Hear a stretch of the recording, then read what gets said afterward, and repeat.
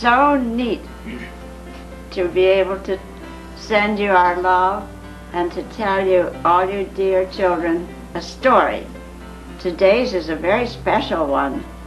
It's on the lost and found. The Bible has a lost and found department, and we are going to give you the secret of the found department. I tell you, it's so sad to lose something, and not to find it would be sadder yet. So we have this story, and I know you'll remember and like it. This is our boy who lived by the water with his father and his mother, and it wasn't cars and skateboards that he liked. It was boats. He was always out on the pier and talking to the seagulls and looking across at the boats that would come in. Every once in a while there'd be one with a red sail, and he loved that, and he would tell his father about the day. And one day his father said to him, "What would you like, son?" He said, "I would like a boat more than anything." And the father said, "Well, you could make one. We can do it together. Would you like that?" Oh yes, he wanted that. That was what he wanted. So mostly himself, not his father, made a boat. He got help from his mother on the red sail. He wanted that to be part of the boat, and he worked and enjoyed every minute of it. This was his boat, and he couldn't wait till he could take it down to the water. When he finished, of course he took it down. Had to have the keels just right, and it had to be balanced. And when he put it in the water, it was perfect. Everything about that boat was right. He had a long cord that he could tie it onto the pier, and he sailed it out, and it rode on the ripples so beautifully that it wasn't long before he got in the water with it.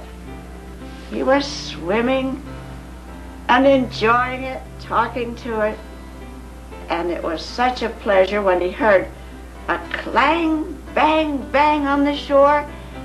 What was that? And he found out what it was. It was the fire department. There was a huge fire, and all the kids, all the boys were running in that direction. So he tied the boat to the pier and went to see what he could find out. And they were all there watching the flames go up and the smoke, and the firemen put it out, but it took quite a while. So as soon as it was over, he went back to get his boat, went back into the water. And you know what? No boat, no boat. He walked up the shores, down. He was heartbroken. His boat was gone. That was his very best special treasure. Oh, what a sad night. What a sad thing he told his father and mother. He was really sad, and nothing seemed right. This went on for a few days, and then he was in town, walking along, and he saw in a store window, he saw something. It was his boat. Oh, he stood there and looked at it. Then he went inside, and he told the man, the salesman, he said, that is my boat. That's my boat. I made that boat. The salesman listened to him, and then said to him, "There's just one thing wrong, son. That is not your boat. That is a boat that's for sale. If you want that boat, you have to buy it too, like anyone else. That is my boat." Oh, what a sad thing. The boy said, "I'm going to go home and get my father. He'll tell you. He helped me make it." And the salesman just shook his head.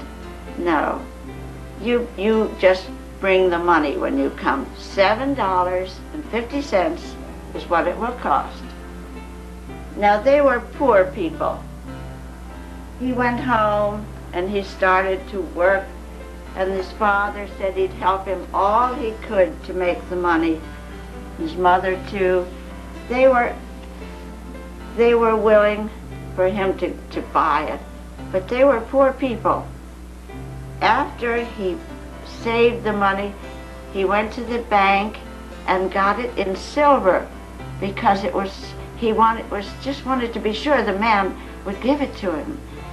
And he got $7 silver and a 50-cent piece. And here he's counting it out. He went back to the salesman, and he's very particular that the salesman sees that $7.50 for that boat.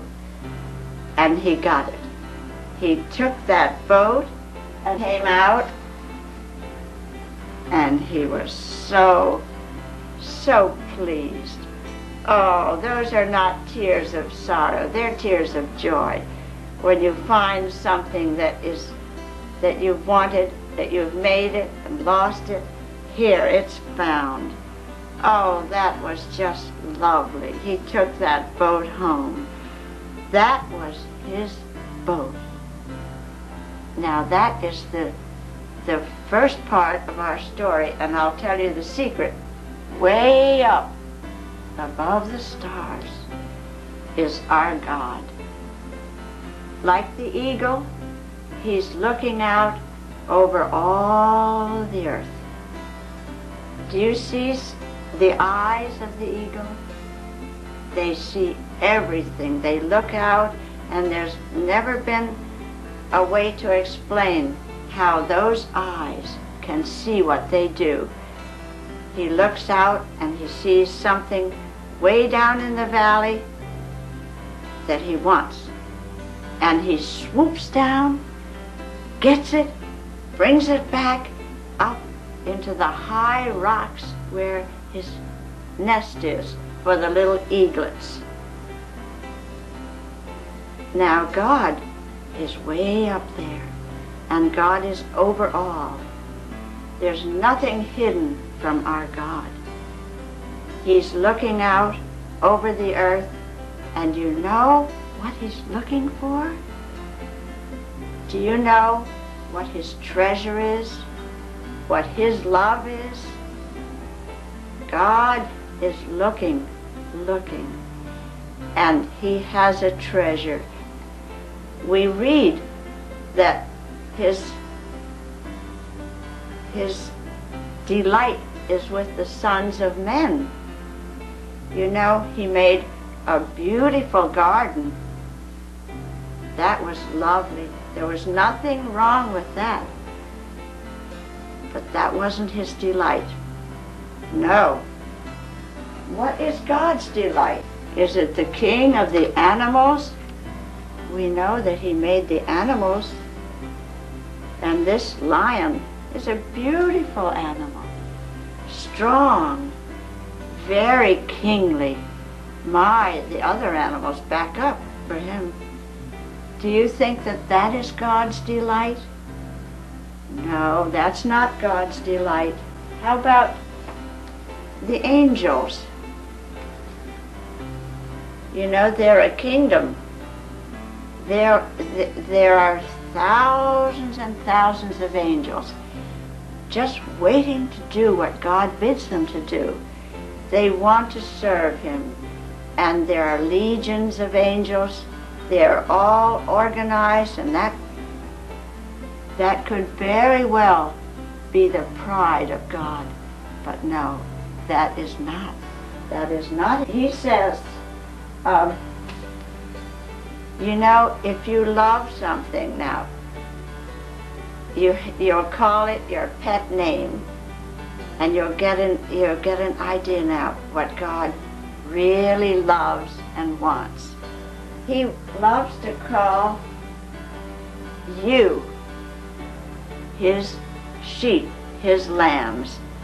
This is what God picked. See that this is like his name for us. The lamb, the sheep. This is what he wants. But he doesn't, it isn't just all the sheep in the world, all the lambs, all of you. No. It has to be the one that he's looking for and comes down and saves and brings to himself. That's the one that can be found. You know, all of us, like sheep, have gone astray. Every one of us is doing our own will, and that makes us far from God. That makes it that God is waiting. He's waiting for one little lamb to realize that he needs God. And for some reason, they don't always know. Lambs are a little bit dumb. They don't always know that they're lost. I'm sure that the little lamb here in this picture, he was lost, but he didn't realize what was going to happen. He was away from the other lambs, away from the sheep, and he fell he fell down into the darkness, and he was being torn by the thorns. And you know, the shepherd was looking for him. The lamb was crying, and you know, I know what the lamb wanted. He wanted that shepherd. He wanted his shepherd. He wanted to be with the other sheep, but he wasn't. He was in danger, and the shepherd knew that all around were wild animals, and when night would come, they would just tear him to pieces. So he came down at the right time, and he got the little lamb, and he put it on his shoulder, and he carried it all the way up, all the way back. He was talking to it, and he was saying, I'll take you back. I'll take you. And he was saying, you know where I'm going to take you? I love you so much. I went through so much to get you.